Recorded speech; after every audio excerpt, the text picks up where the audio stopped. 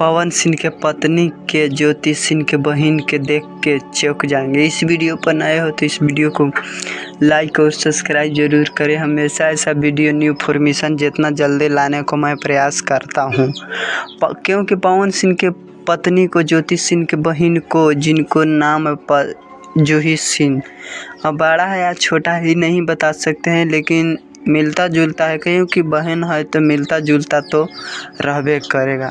क्योंकि ज्योति सिंह और पवन सिंह के मैटर तो चल ही रहा था, केस फौजदारी वाला, लेकिन अब मैटर सब ख़त्म हो गया। अब साथ में है पवन सिंह और ज्योति सिंह, और साथ में रहना भी चाहिए। ये ऐसा कोर्ट में जाने से कोई लाभ नहीं, दोनों को हानि होता है।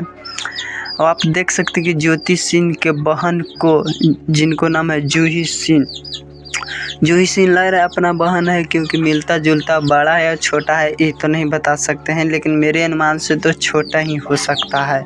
अरे इस वीडियो पर इस वीडियो को लाइक और सब्सक्राइब जरूर करें। पूरा वीडियो देखने के लिए धन्यवाद।